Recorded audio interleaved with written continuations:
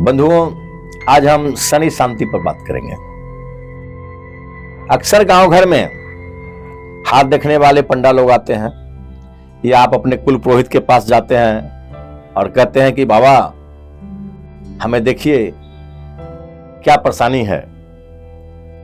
तो वो लोग देखते हैं और कहते हैं कि शनि की साढ़े साती है, शनि की ढैया है, आपका शनि खराब है, वगैरह वगैरह।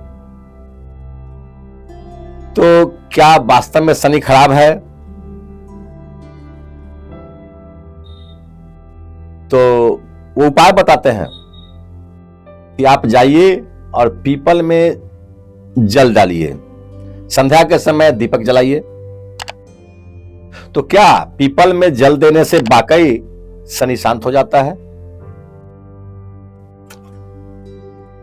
और जब आप जाते हैं पीपल में जल देने, तो आपके इष्ट मित्र जो आज कुछ पढ़ लिख लिए हैं वो कमेंट करेंगे आप पर, आपका मजाक उड़ाएंगे कि देखो चला शनि को शांत करने पीपल में जल डालकर, तुरंत शनि शांत हो जाएगा। तो आइए इसके लिए हम एक छोटी सी कहानी पहले कहते हैं आपसे और फिर हम प्रमाणित करेंगे कि शनि शांति कैसे होती है। एक राजा था और उस राजा की दोस्ती शनि महाराज से थी।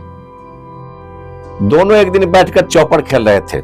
राजा जीत गए, शनि हार गए। तो राजा बहुत प्रसन्न हुए। तो शनि महाराज ने कहा कि हे राजन, प्रसन्न होने की जरूरत नहीं है, क्योंकि कुछ ही दिनों बाद मेरी दशा आप पर आने वाली है और वह दशा बहुत ही खराब होगी। आप रास्ते के भिखारी से भी बदतर स्थिति में हो जाएंगे। राजा डर गए। उन्होंने कहा हे महाराज, आप मेरे मित्र हैं और मित्र होकर के मेरे साथ ऐसा व्यवहार करेंगे आप? शनिदेव ने कहा कि हे राजन, इसमें मेरा कोई दोष नहीं है, मेरी दृष्टि ही ऐसी है कि किसी को नहीं छोड़ता, फिर मैं क्या करूं? राजा ने कहा इससे तो दोस्ती बदनाम हो जाएगी, कुछ तो इस दोस्ती के ऊपर आप ख्याल कीजिए। शनिदेव ने कहा कि चलो ठीक है, तुम कोई एक वरदान मांग लो। राजा ने कहा कि ठीक है, लेकिन आज नहीं, मैं वरदान कल मांगूंगा। शनिदेव ने कहा ठीक है, जब इच्छा हो मांग लेना। राजा अपने घर आए और अपनी सबसे छोटी पत्नी, यानी राजा के 3 पत्नी थी, सबसे छोटी पत्नी के पास गए और उन्होंने कहा कि ऐसी बात है। शनिदेव ने कहा है कोई वरदान मांगने के लिए, अब बोलो मैं क्या मांगू? छोटी रानी ने कहा कि राजपाट मांग लीजिए कि राजपाट मेरा अमानत रहे, फिर कोई दिक्कत नहीं होगी हमें।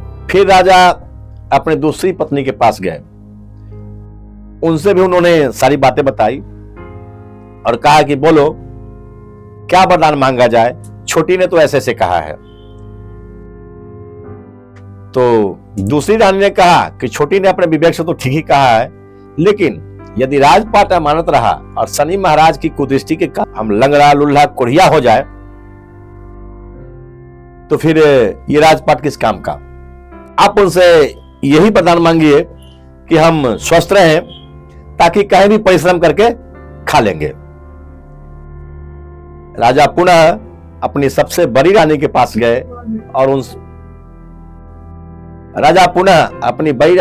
गए और उन्होंने दोनों रानी के बारे में जो कहा था उन्होंने कहा।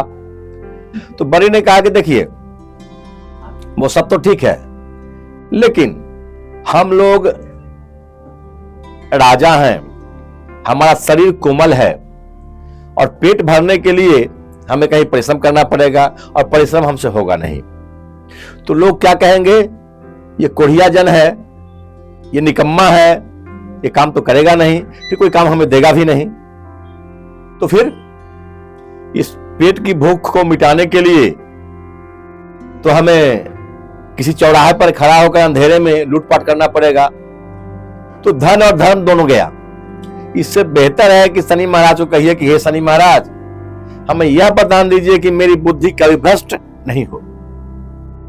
राजा को यह बात जच गई और कल होकर राजा गए और शनि महाराज से उन्होंने कहा कि महाराज, मैं यही वरदान चाहता हूं कि मेरी बुद्धि कभी भ्रष्ट नहीं हो। शनि महाराज हंस दिए और उन्होंने कहा कि हे राजन, ये क्या मांग रहे हो, इससे तुम्हें क्या मिलेगा, कोई फायदा तो है नहीं इससे। लेकिन राजा ने कहा कि नहीं, मुझे यही वरदान चाहिए कि मेरी बुद्धि कभी भ्रष्ट नहीं हो। शनिदेव ने कहा कि हे राजन, तुमने तो सब कुछ मांग लिया, क्योंकि सबसे पहला अटैक मेरी कुदृष्टि का, सबसे पहला अटैक बुद्धि पर ही होता है। तो बंधुओं, आप नजर दौड़ाइए और अपने आस पड़ोस में देखिए कि जो बड़े बड़े धनी परिवार थे, उस परिवार के लड़के जुआरी, शराबी, वेश्यागामी निकल गया और अपनी सारी संपत्ति को बेच दी, आज वो पथ का भिखारी की स्थिति में आ चुका है। तो शनि महाराज जब रुष्ट होते हैं, जब शनि की दशा आती है, खराब दशा, तो फिर वह भिखारी बन जाता है। तो यानी सबसे पहले उसकी बुद्धि भ्रष्ट होती है, और जब बुद्धि भ्रष्ट होगी तो जो कुछ भी करेगा वह खराब काम ही करेगा, अच्छा कभी नहीं करेगा, जिसके कारण उसका धन तो नाश होगा ही, समाज में उसका पद प्रतिष्ठा सब कुछ खत्म हो जाता है। जब नाश मनुष्य पे छाता है, पहले विवेक मर जाता है। तो शनि महाराज की यही कुदृष्टि है कि सबसे पहले उनका विवेक खत्म होता है, उनकी बुद्धि भ्रष्ट हो जाती है। तो शनि महाराज ने वरदान तो दे दिया कि एवं वस्तु तुम्हें कुछ नहीं होगा, और राजा ज्यों के त्यों रह गया, उन्हें कोई विपत्ति नहीं आई, कोई दुख नहीं हुआ, क्योंकि उनकी बुद्धि सही थी। अब आइए, शनि शांति पीपल के वृक्ष में जल देने से कैसे होती है, अब इस पर हम चर्चा करते हैं। तो आपके पुरोहित, आपके पंडा पुजारी ने कहा कि जाइए आप शनिवार के दिन पीपल में जल डालिए, संध्या में दीपक लगाइए, आपका शनि शांत होगा। तो सिर्फ ये नहीं कहा होगा कि आप जाइए और पीपल में जल डाल के चले जाइए, उन्होंने ये भी कहा होगा कि जाइए और पीपल में जल डालिए, जल डालकर कुछ मंत्र भी उन्होंने दिया होगा। अगर मंत्र नहीं दिया तो नमो भगवते वासुदेवाय क्या करके कुछ देर वहां रहिए, 5 परिक्रमा हो, 7 परिक्रमा हो, 11 हो, 21 हो, जितना आप सके उस पीपल वृक्ष की परिक्रमा आप करें। क्यों करें? तो ठंड महीने में आपने देखा होगा कि जब आप अपने पैरों पे सुबह में जल डालते हैं तो उस पैर से भाप निकलता है। क्यों निकलता है? तो आपका पैर और वो जल दोनों मिलकर प्रतिक्रिया करता है, और प्रतिक्रिया के बाद वो भाप निकलता है।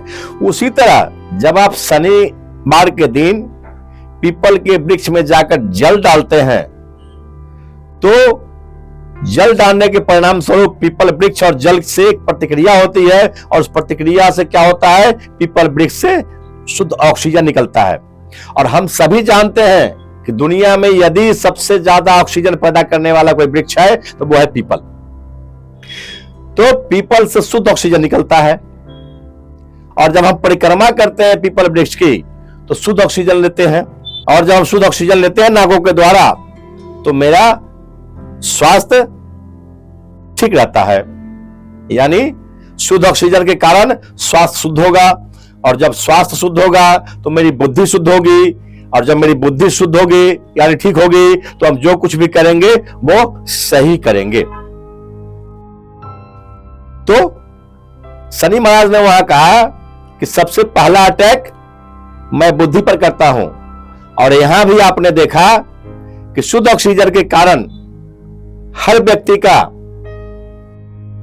स्वास्थ्य ठीक होगा, और जब स्वास्थ्य ठीक होगा तो बुद्धि ठीक होगी, बुद्धि ठीक होगा तो काम ठीक होगा, और जब काम ठीक होगा तो कुछ भी खराब नहीं होगा, सब शुभ शुभ ही रहेगा, सब अच्छा अच्छा ही रहेगा। तो भी शनि की शांति हुई या नहीं हुई? तो कोई क्या कहे इसे आप भूल जाएं, उससे मतलब न रखें, अपने काम पर ध्यान दें। आप अवश्य पीपल वृक्ष में जाकर जल डालें, शाम में संभव हो तो दिया लगाएं, और इतना ही नहीं, पीपल वृक्ष की परिक्रमा करने से ऊपरी हवा, जिसे हम भूत प्रेत भी कहते हैं, नजर टोना टुटका भी कहते हैं, यदि जिन लोगों के ऊपर ऐसा हो तो वो लोग भी पीपल वृक्ष की परिक्रमा करें। हमारे धर्मशास्त्रों में सोमवती अमावस्या के दिन पीपल वृक्ष की पूजा करने की बात कही गई है। यानी सोमवार के दिन जब भी अमावस्या पड़ता है तब पीपल वृक्ष की पूजा होती है, यानी महिलाएं लोग जाके पूजा करती हैं, उसकी परिक्रमाएं करती हैं, ताकि उनका सुहाग ज्यादा से ज्यादा दिनों तक, दीर्घकाल तक अखंड रहे। तो बंधुओं यदि आपको ये अच्छा लगा हो तो एक लाइक तो बनता ही है, और फिर आप अपने बंधु बांधवों को भी जरूर शेयर करें। धन्यवाद।